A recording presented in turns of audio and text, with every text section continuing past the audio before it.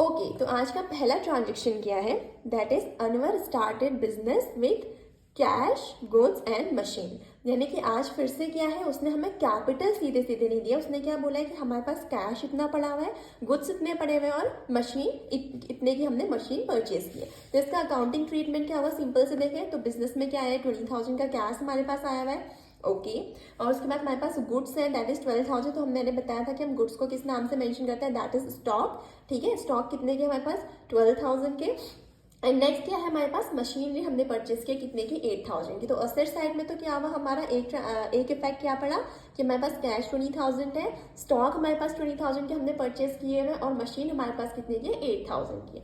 Okay ठीक है, तो यानी कि टोटल कैपिटल जो हमारे बिजनेस में होती होगी वो कितनी होती होगी, 40,000, जिसमें से 20,000 cash still it is available, 12,000 का स्टॉक है एंड 8,000 के हमारे पास क्या है, मशीनरी अवेलेबल है। Okay so next transaction is Anwar ने क्या हुआ है, ही परचेज गुड्स।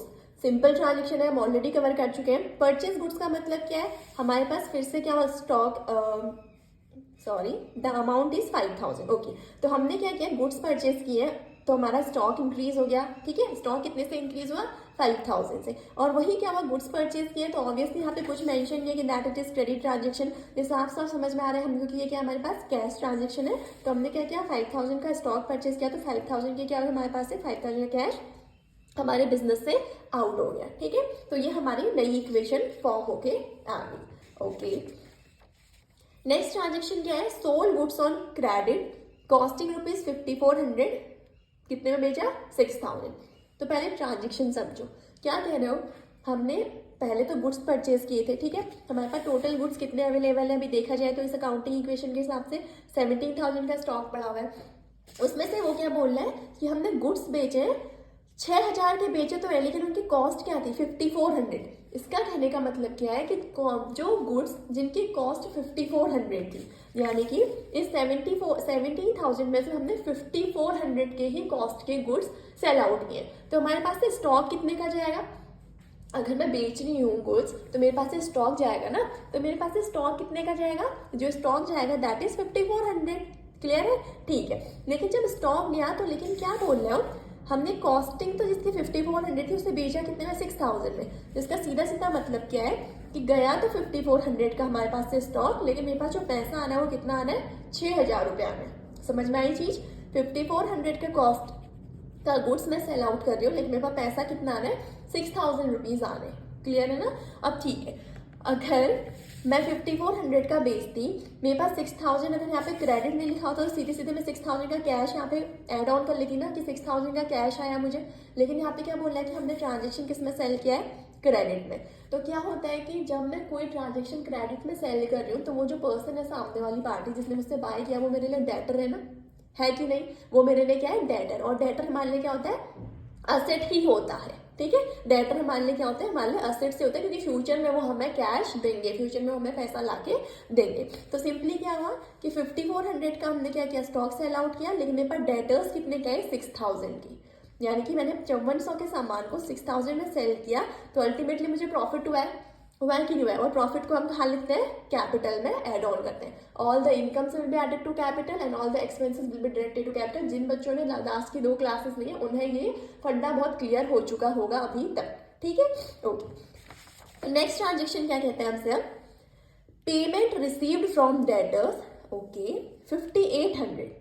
उसके साथ एक और चीज की उसने, डिस्काउंट अलाउड 200। थोड़ा सा ट्रिकी है, देखो ट्रिकी कुछ नहीं है।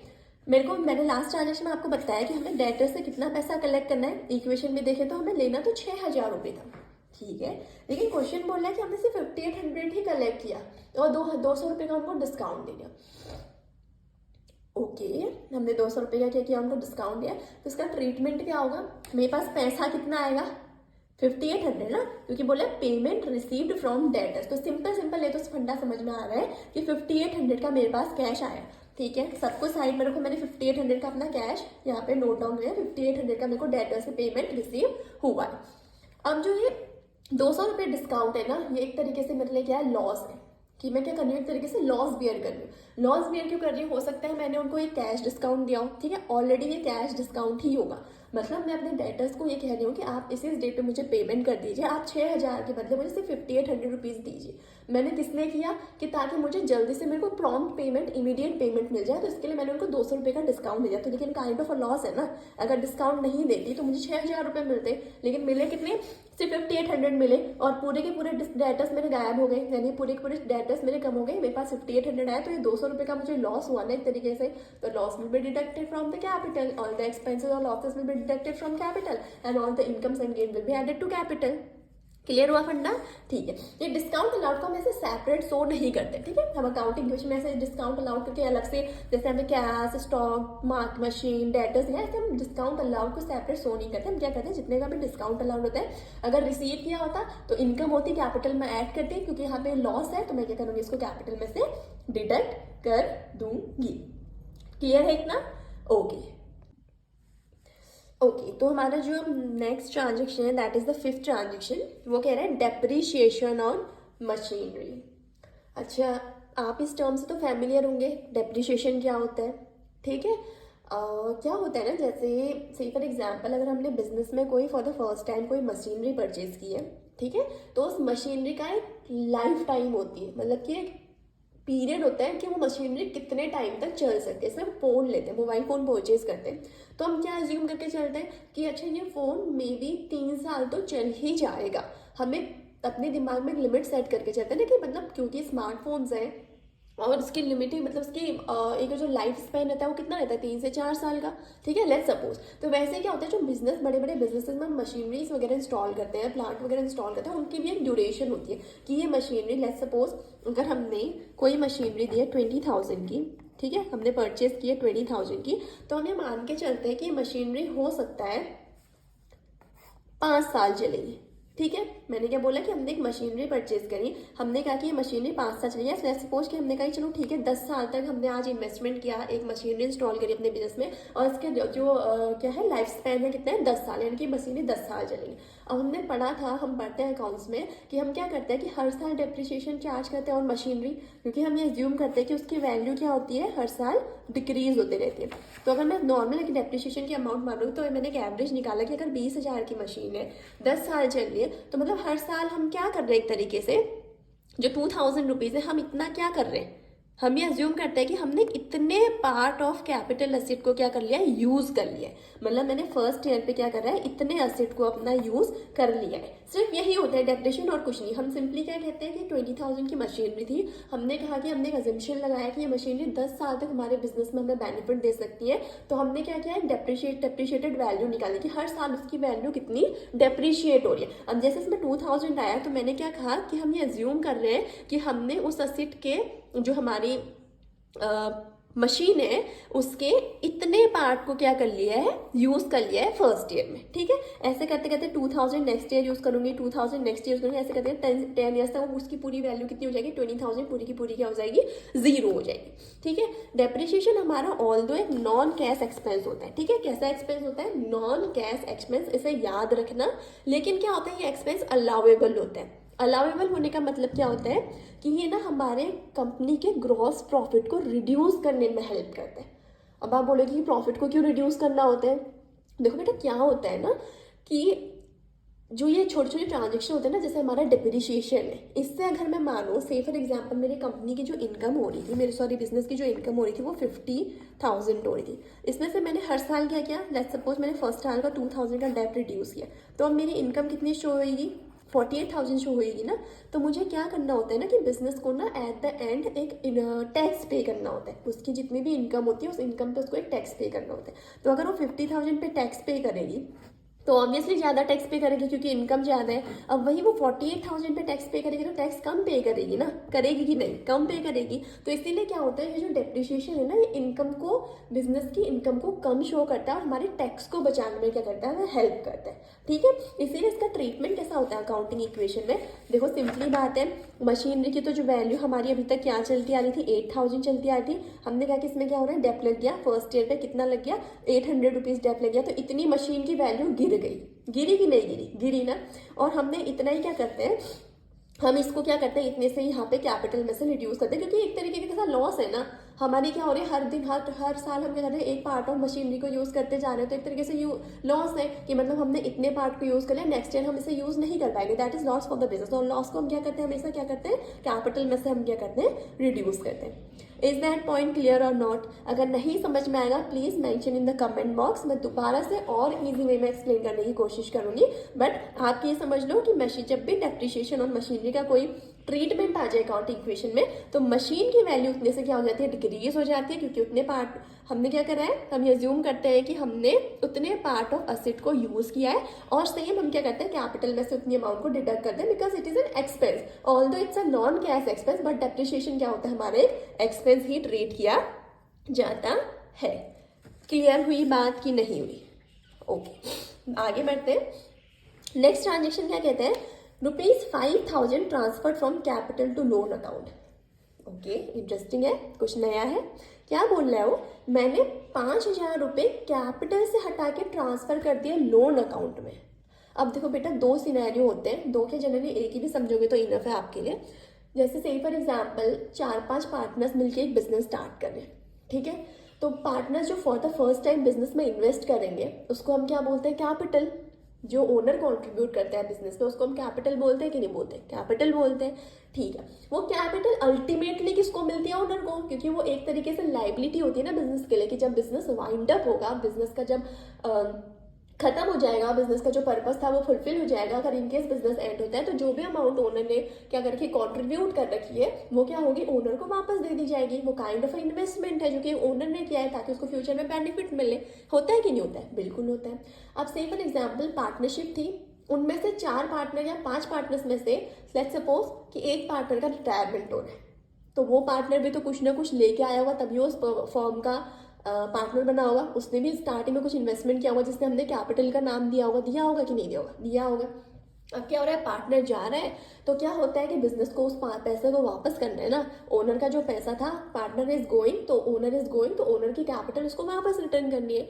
तो इसमें क्या होता है ना कि जो बिजनेसेस होते हैं वो क्या करते हैं, जो पार्टनर की, जो रिटायर्ड पार्टनर है उसकी जो कैपिटल होती है वो किस में ट्रांसफर कर देते हैं, उस पार्टनर के लोन अकाउंट में, ठीक है। मैंने क्या बोला कि हम पार्टनर की कैपिटल को पार्टनर के लोन अकाउंट में क्या कर देते हैं, ट्रांसफर कर देते हैं। या पार्टनरशिप में आप लोग पढ़ोगे क्या होता है, कैसे होता है। तो द टाइमिंग सिर्फ इतना समझ लो, जो पार्टनर की कैपिटल होती है हम पार्टनर की कैपिटल को उसके लोन अकाउंट में ट्रांसफर करते हैं।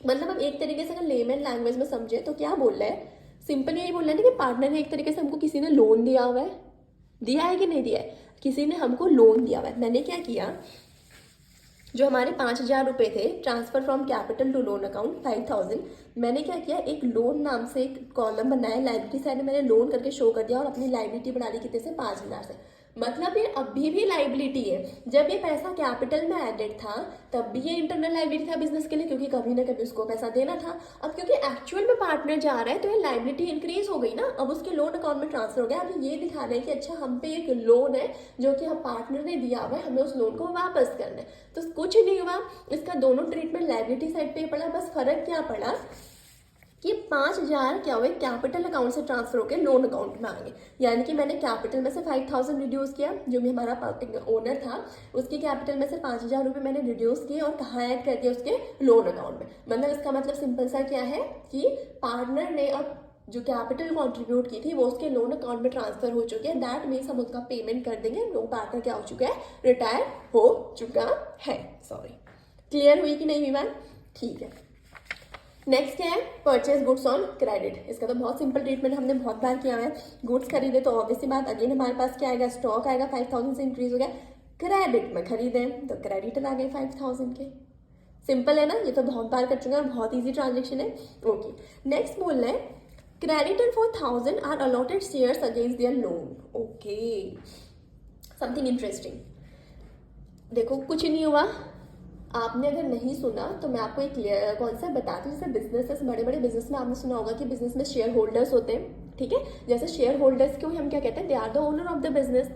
अब बिजनेस क्या करते हैं ना, कुछ अमाउंट जो बिजनेस में कंट्रीब्यूट करवाता है, जो इन्वेस्टमेंट करवाता है, वो या तो उसके शेयर होल्डर्स करते हैं, जो भी शेयर होल्डर कंट्रीब्यूट करते हैं उसको हम क्या बोलते हैं कि ये बिजनेस की कैपिटल है, या फिर वो लोन लेता है। लोन को हम in the form of debentures भी बोलते हैं कि इतना हमने शेयर होल्डिंग से, मतलब इतना हमने शेयर होल्डर से लिया है, इतना इक्विटी शेयर से लिया है, इतना हमने प्रेफरेंस शेयर होल्डर से लिया हुआ है, और इतना हमने डिबेंचर होल्डर से लिया हुआ है, मतलब इतना हमारे पास लोन है। ठीक है, वहाँ भी सेम चीज़ होती है, इंटरनल लायबिलिटी एक्सटर्नल लायबिलिटी, उतना डिटेल में जाने की अभी नीड नहीं है। अभी के लिए सिर्फ इतना समझो कि जैसे मैंने कहा ना कि लोन, जिसको हम बोलते हैं कि डिबेंचर्स जो होते हैं हमारे कंसिडर किए जाते हैं काइंड ऑफ अ लोन।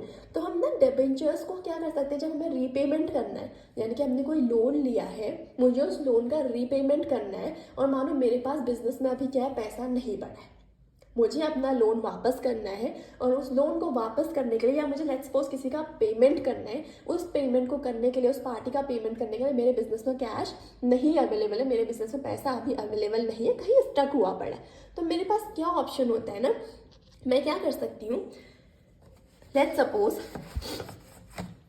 मुझे 5000 रुपीज़ का मेरे ऊपर एक लोन था जो मुझे पे करना था। अब क्या हुआ कि मेरे पास लोन रिपे करने के लिए नहीं था, तो मैंने क्या किया ना, मैंने उस पर्सन को या उस पार्टी को अपनी कंपनी के शेयर दे दिए। ठीक है, मैंने अपनी कंपनी के शेयर दे दिए, और मानो कि मेरी कंपनी के एक शेयर की वैल्यू क्या थी, 100 रुपीज़। तो मैंने उसको टोटल कितने शेयर दिए होंगे, 5000 डिवाइड बाई 100 यानी कि 50 शेयर्स।